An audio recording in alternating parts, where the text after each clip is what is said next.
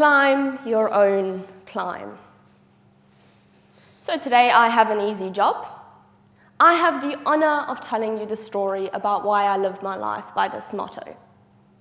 Now forgive me, it's going to be a little bit self-indulgent because the literal high point of my story is me, standing on the summit of Mount Everest on the 17th of May at 9:35 a.m. this year, 2023.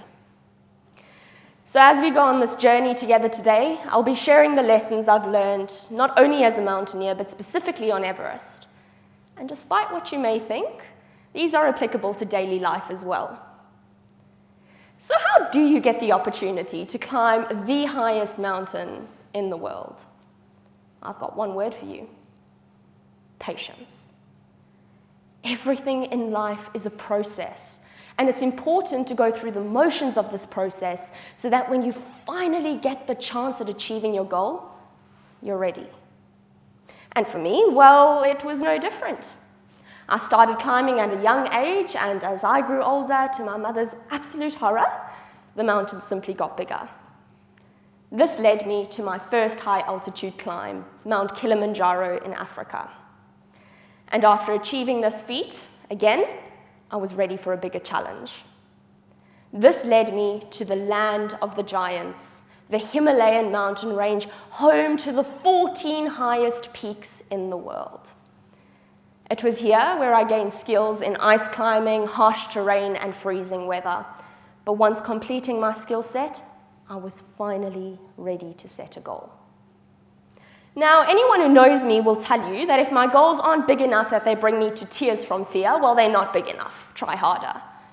And my dream, well, she sat at 8,849 meters, nearly 9 vertical kilometers high, the same cruising altitude as a Boeing 747, Mount Everest. And if that wasn't enough, I decided that I was going to climb outside of the main climbing season in winter because I intended to be an independent climber.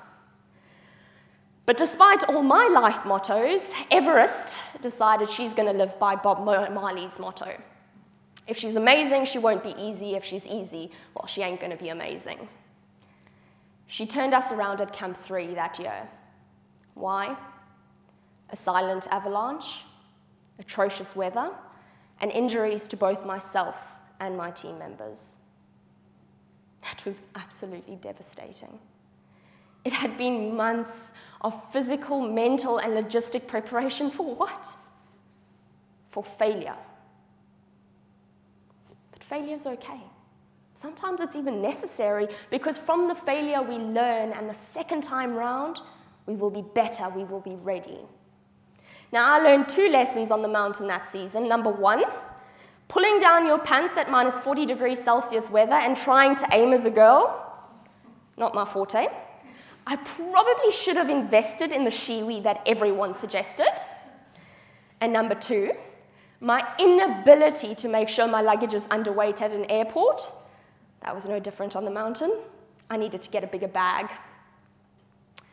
But despite these setbacks, on the 2nd of May 2023, I walked back into Everest Base Camp for the 3rd time in my life. So how do you climb this mountain?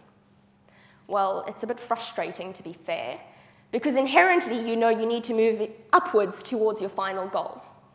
But you have to complete acclimatization rotations, which means you move to a higher camp, you rest. You move back down. You move to another higher camp, you rest, you move back down, and you do this repeatedly. This allows your body to adjust to the low oxygen and low pressure. Again, another lesson to be learned. Progression does not need to be linear. Sometimes it's okay to take a step back, and sometimes that step back is actually moving you closer to your goal. Now, when climbing this mountain, there are 2 parts that strike fear into any mountaineer's heart. The first is the Khumbu Icefall. It's literally a raging river of ice, with ice cubes the size of skyscrapers above you and crevasses so deep that you cannot even see the bottom. Now, for a girl who cried at the treetop adventure here in Perth, I was absolutely mortified. Having to cross an aluminium ladder that's shaking beneath your feet, well, it was definitely there that I learned that fear is okay. It's actually okay to be scared. And on the mountains and off the mountains, maybe it's complacency that's dangerous. That's what will kill. Second part in the mountain, the Lhotse face. This is literally a vertical blue ice wall that has sent many climbers slipping to their deaths. And in true Gabby luck, we climbed it during a blizzard, which meant that I could barely see my climbing partner in front of me, let alone my own hands. But again, Everest is simply a teacher. Sometimes you don't need complete clarity of that end goal. It's okay to just take one step at a time, and you'll be moving closer. So after finally completing my acclimatization rotations for the second time in my life, I was ready for a summit push. Back up to Camp 2, back up to Camp 3, and finally Camp 4, the death zone. 8,000 meters, the altitude at which human life can no longer be sustained. From the minute you cross into this altitude, your body is literally dying.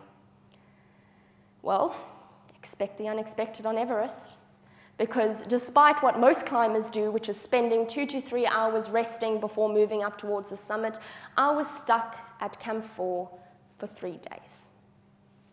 My Sherpa had obtained frostbite on the way up, and we were left in atrocious weather. But I had a choice: adapt or give up on my dream for the second year running. I chose the former, and it paid off. On the 16th of May, we began our summit ascent, and we were triumphant. I became the youngest medical doctor globally and the youngest South African to ever stand on top of the world. But it's not about the summit. As climbers, we have a saying that going up, that's optional, but coming down, that's mandatory, and my challenges were just simply beginning. Despite us being ahead of the crowds moving up the mountain, we were faced with delays coming back down. There were still far too many climbers trying to ascend late in the day. The time was ticking, and the oxygen was low. But I'd learned my lesson the year before: have a plan B, have a plan C, and a plan D. And I had oxygen stored simply an hour beneath me. And so we set off. Again, though, no luck on this mountain. Upon arriving at my oxygen stores, I'd realized that other climbers had broken into the oxygen and used it. So where did this leave me? Well, it left me 28 hours in the death zone, now hypoxic, grade 4 frostbite on my right hand, grade 3 on my left, and grade 2 frostbite in bilateral feet. My brain was swelling, high-altitude cerebral edema, and I was suffering from the onset of high-altitude pulmonary edema. This is literally where your lungs fill with fluid and you drown to death. How I managed to pull myself into Camp 3, who knows? But my choices were just beginning. I had a decision to make. Either I was going to put my team members at risk and ask them to help me abseil back down the Lhotse face, but with hands that weren't functioning, this would be too risky. And back to my motto: climb your own climb, Gabby, climb your own climb. I did not want to put a single other person at risk on this high mountain. So I put my ego in its pocket, and I pushed the rescue button on my Garmin device. But even in pushing that button, I knew that my odds were fairly slim. I needed absolutely perfect weather for one of the highest rescues on Mount Everest. But I don't think the mountain likes me very much, because at 9 a.m. the following morning, I received a follow-up message saying that the weather was simply not good enough. So I began saying my goodbyes one at a time. My mom, my dad, my sister, my partner.